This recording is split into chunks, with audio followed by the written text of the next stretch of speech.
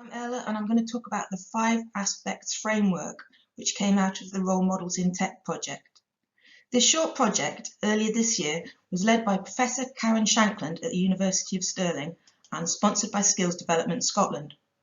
That's me on the right. On the left is my colleague Ingi demonstrating how to set up a local network on your phone at an Ada Lovelace Day event in 2019.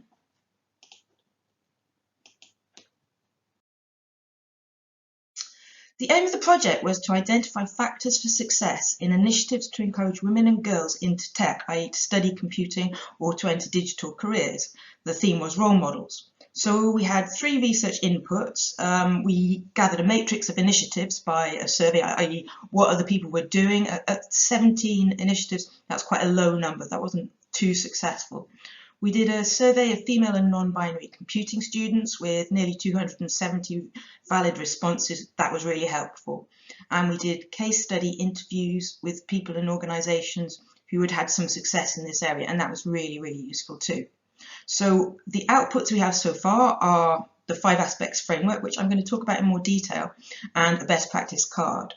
The next steps of the project is to pilot the framework, which we hope to do in the new year. And if you'd like to get involved, get in touch because we're looking for people to have a go. It also means that the framework I share today is slightly provisional and likely to be improved.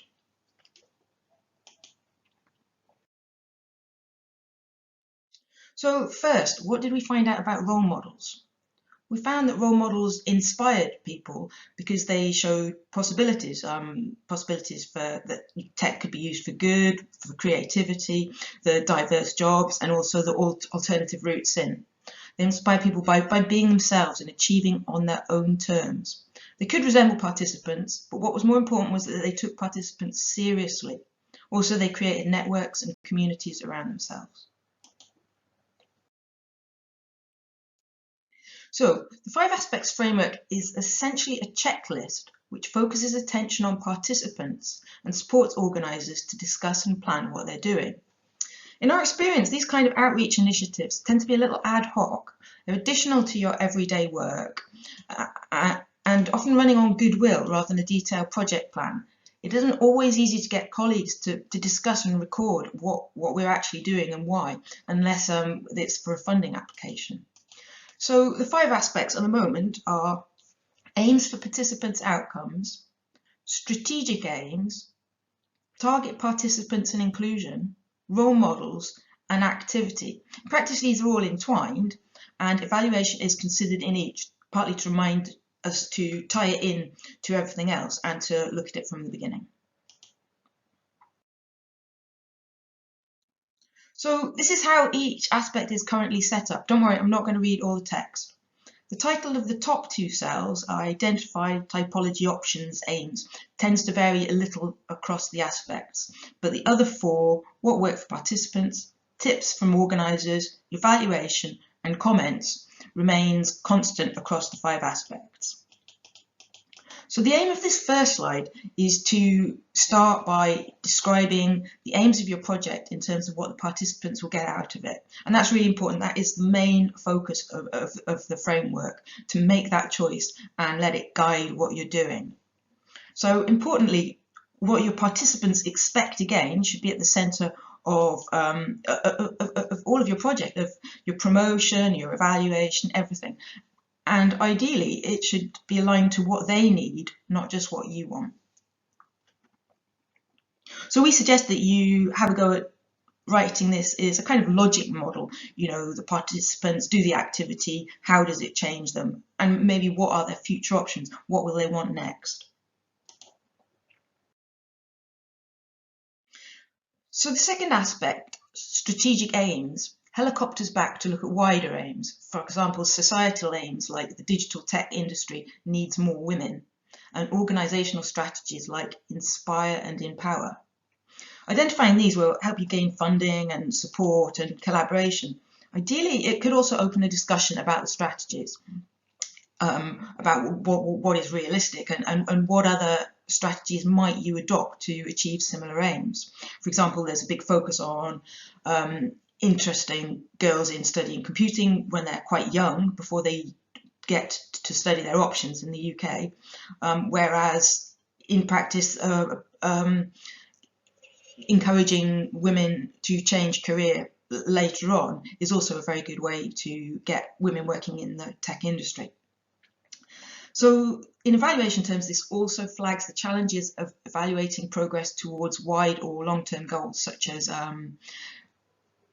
working with 13-year-olds at your event and hoping that they're going to apply to your uni 5 years later. How can you make that connection? Most important tip from organisers here is to be really clear what the event is about. It sounds obvious, but it's not as easy as it sounds.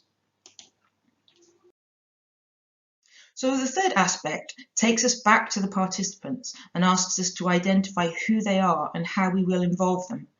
The focus is on diversity, inclusion and intersectionality, alongside the challenges of getting diverse participants involved.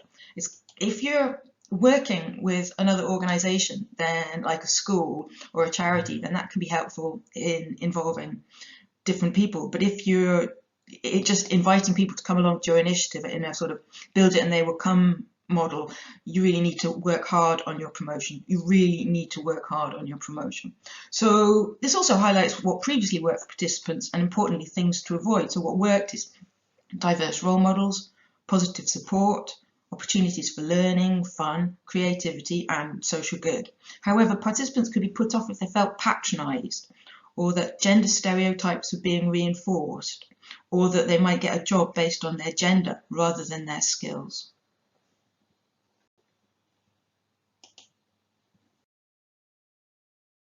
So the fourth aspect looks at role models. Who are they and what do they do? Our research revealed the different ways that role models had positive effects and how this could be aligned to who they were. For example, people, especially teachers and lecturers, could be good role models by taking girls and women seriously, by encouraging them, helping them to develop skills, answering lots of questions, being friendly and approachable. For this, they did not need to resemble the participants in any specific way. So what worked for participants? Seeing women succeed and hearing how they got there. Finding out about real jobs and opportunities. Being encouraged and mentored. Organising their own communities and networks is particularly useful for students. And a change from being in male-dominated environments. We may forget what it's like for these young women in a small minority of many male students. So the final aspect looks at the activity itself, highlights the many options for activities to encourage women and girls into computing. What worked for participants? The students preferred taking active rather than passive roles and valued learning new skills and the fun and confidence boost of competitions. We never won it, but we always managed to do really well, had lots of fun with these competitions. They enjoyed finding out about other people's work and being inspired, and they liked content that was aligned with their values. For example, creating apps for social good. And of course, the community of being among other people like them if they were used to being in a male-dominated environment. So some useful tips from organisers were that to have images of women in tech in your everyday environment, for example, on your classroom walls or in labs, and to specify 50% female participants for any event. So if you had a group of children coming into university, to specify that 50% would be women, or equally if you're organising a panel or a careers event, to specify 50% women for that. And most importantly, not to be afraid of failure.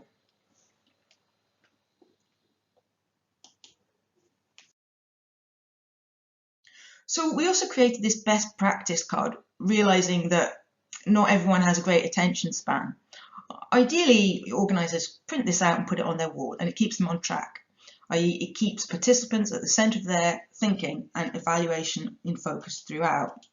It's a simplified flowchart version of the framework, and as it's chronological, not thematic, there isn't an exact match between the columns on the card and the 4 aspects framework, which is maybe that's something that will be improved in the next iteration. So we start with the aims to identify specific outcomes for participants. And then we look at who those participants are and how to involve them and what do they get out of it. Again, what do they need from us? And looking at evaluation from the beginning, particularly in terms of privacy and data management, we need to know what contact details we're going to have to store.